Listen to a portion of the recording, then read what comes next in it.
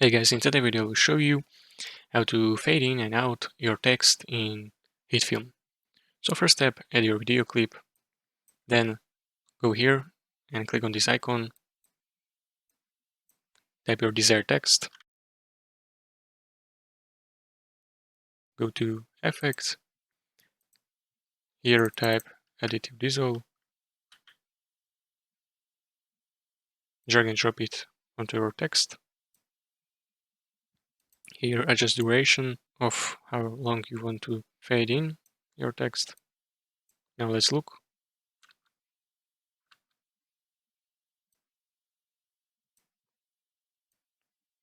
Now to fade out your text, drag and drop it at the end of your clip.